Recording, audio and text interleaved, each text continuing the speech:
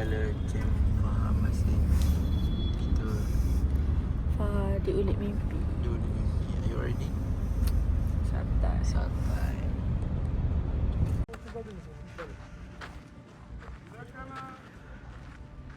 Oh, tak starting lagi pun dah.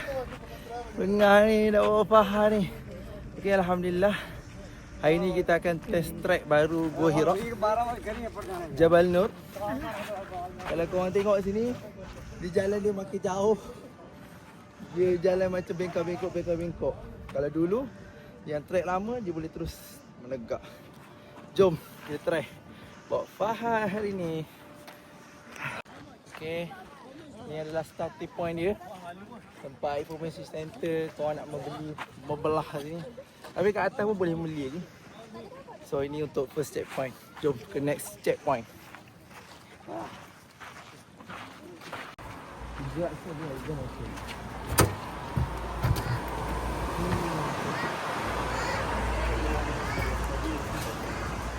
Silakan sambil satu kali satu kotak 35 ringgit. Jom.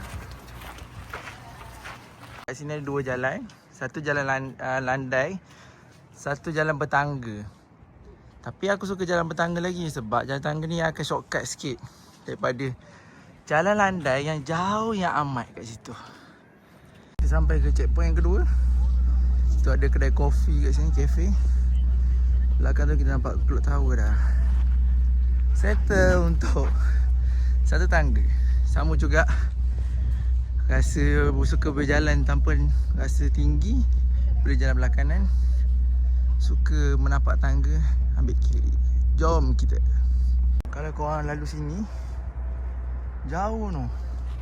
Tapi kita boleh shortcut depan ni. So kita berjumpa next checkpoint sebelum kita naik ke atas. Oh tu dah pacak lah tu. Faham main-main dulu. Ada playground kat sini. Kita dah sikit lagi nak sampai. Sikit lagi. Alhamdulillah. Hari ni hiking bersama Fahad. Hai, ye. Allah sesama. Allah'tan sadaka varmış. Bunlar yoksa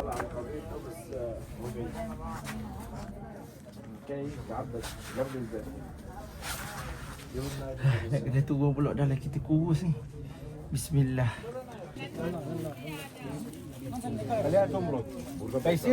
Alhamdulillah kita sampai juga. So ni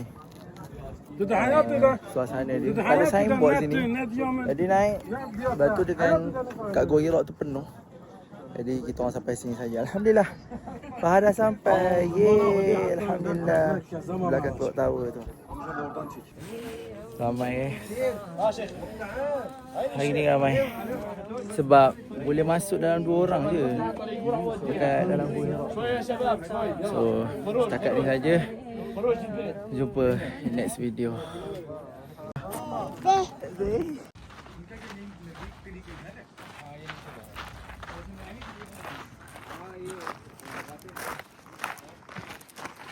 Tak ambil. Sekarang ni dia ada keadaan Ustaz Amir yang pagi tadi dia semangat. Sekarang tak ada semangat dah. Tidur. Tidur. Ayo kita. Sikit lagi.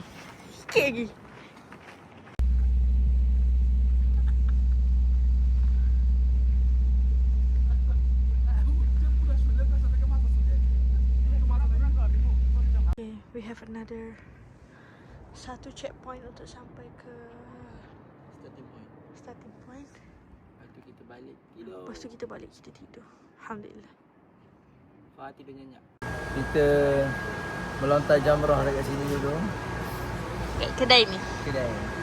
Ada oleh-oleh Gua Hira. Alhamdulillah.